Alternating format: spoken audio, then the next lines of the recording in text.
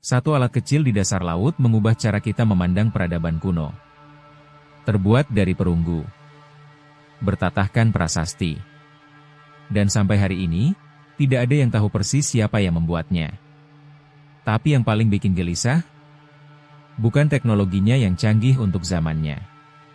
Tapi fakta bahwa setelah alat ini dibuat, tidak ada yang pernah membuat yang serupa lagi. Selama 1500 tahun. Bayangkan itu. Tahun 1901, sekelompok penyelam pencari spons sedang berlayar di Laut Aegea, dekat Pulau Antikythera, Yunani.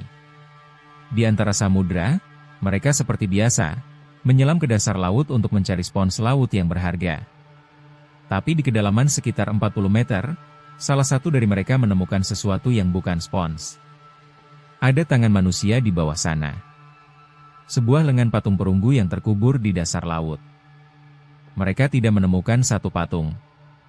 Mereka menemukan seluruh kapal karam.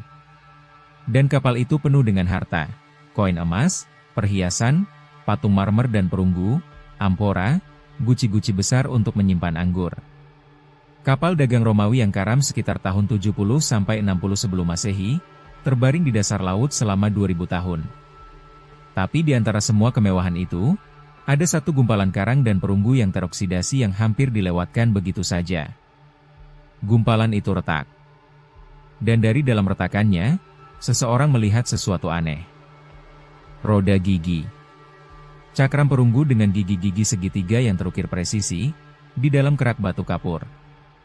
Dari situlah misteri dimulai. Awalnya arkeolog mengira itu semacam jam astronomi, atau malah mainan yang terlalu rumit. Tapi ketika Sinarex pertama diambil tahun 1970-an oleh seorang ilmuwan Inggris bernama Derek de Sola Price, dunia arkeologi kaget. Di dalam gumpalan karang itu, tersembunyi sistem roda gigi yang sangat rumit. 30 roda gigi perunggu yang saling berkaitan. Ukiran spiral di kedua sisi. Prasasti dalam bahasa Yunani Koine yang menjelaskan pergerakan matahari, bulan, dan bintang-bintang. Ini bukan jam. Ini bukan mainan. Ini adalah komputer astronomi analog. Dibuat sekitar tahun 150 sampai 100 sebelum Masehi. Dan yang bikin gak masuk akal, menurut semua yang kita tahu tentang sejarah teknologi, alat seperti ini seharusnya belum ada sampai 1000 tahun kemudian. Tahun 2005, tim peneliti dari Inggris, Yunani, dan Amerika menggunakan CT scan beresolusi tinggi untuk melihat ke dalam mekanisme yang sudah membatu ini. Dan apa yang mereka temukan, membuat mereka terdiam. Mekanisme Antikythera bisa memprediksi posisi matahari dan bulan dengan akurasi tinggi. Bisa menentukan fase bulan. Bisa memprediksi gerhana matahari dan bulan dengan siklus Saros yang terkenal, siklus 18 tahun yang digunakan astronom Babilonia. Bisa melacak siklus metonik selama 19 tahun yang menyelaraskan kalender lunar dan solar. Dan memiliki sebuah dial yang melacak siklus Olimpiade, yang membuktikan bahwa alat ini punya fungsi sosial, bukan hanya ilmiah. Tapi bagian yang benar-benar menghancurkan asumsi para arkeolog adalah ini, mekanisme ini menggunakan roda gigi diferensial. Teknologi yang selama ini dianggap baru ditemukan pada abad ke-16 Masehi oleh para pembuat jam Eropa. Di dalam alat dari tahun 150 sebelum Masehi, sudah ada roda gigi diferensial.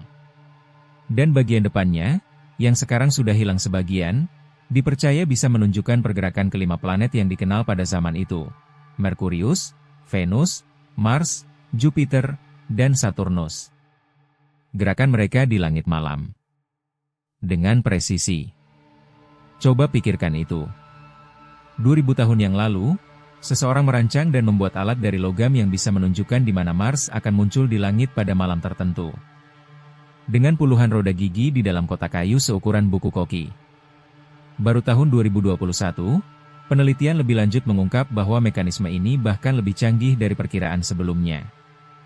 Inskripsi yang terbaca di permukaan logam menunjukkan bahwa alat ini bukan cuma kalkulator astronomi, tapi sebuah ensiklopedia kosmos dalam bentuk mekanis. Kata-kata seperti warna merah dan sinar pertama ditemukan di prasasti, mengindikasikan bahwa ini mungkin menggambarkan warna dan magnitudo bintang. Tapi ini yang paling misterius.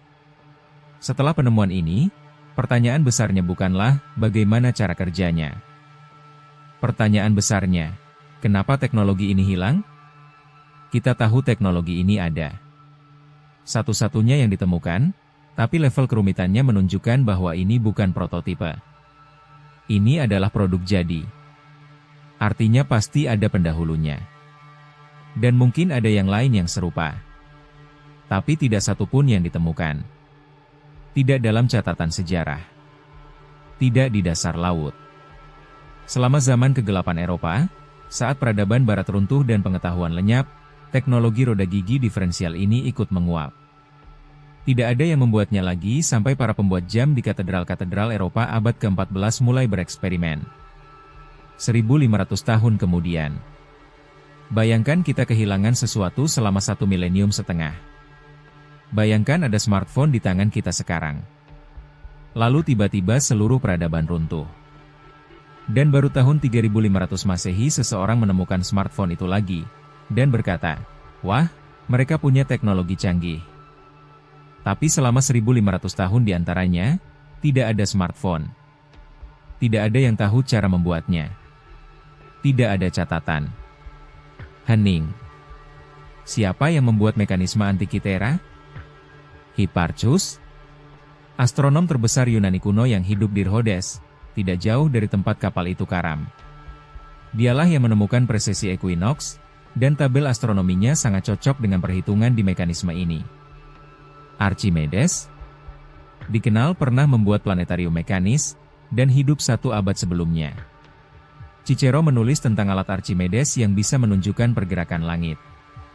Atau, seorang jenius tanpa nama yang karyanya tidak tercatat sama sekali dalam sejarah? Sampai sekarang, tidak ada jawaban. Prasasti di mekanisme itu menunjukkan dialek yang mengarah ke Korintus atau Sracusa.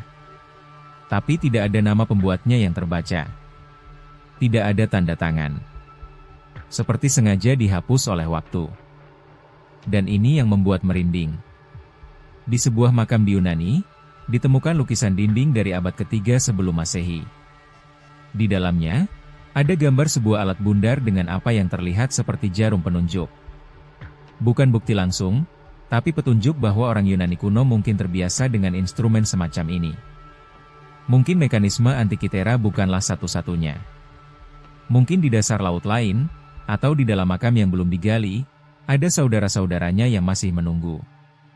Atau mungkin, tidak ada. Mungkin ini adalah outlier sejati. Sebuah loncatan intelektual yang tidak pernah terulang, diciptakan oleh satu pikiran brilian yang waktunya keburu habis sebelum ilmunya sempat diwariskan. Sampai sekarang, mekanisme Antikythera disimpan di Museum Arkeologi Nasional Athena, dalam fragmen-fragmen. 82 fragmen. 7 diantaranya yang utama masih menyisakan misteri baru setiap kali teknologi baru digunakan untuk melihatnya. Setiap scan baru mengungkap huruf Yunani yang sebelumnya tidak terbaca. Setiap analisis baru membuka kemungkinan fungsi yang sebelumnya tidak terbayangkan. Yang jelas, ada yang tidak ingin kita temukan jawabannya dengan mudah. Atau mungkin, jawabannya ada di sana. Menunggu kita untuk mencari lagi. Kalau kamu suka konten misteri seperti ini, subscribe dan saksikan terus video lainnya di channel ini. Karena kadang, misteri terbesar bukanlah tentang apa yang terjadi, tapi tentang apa yang kita pikir sudah kita ketahui. Dan ternyata kita tidak tahu apa-apa.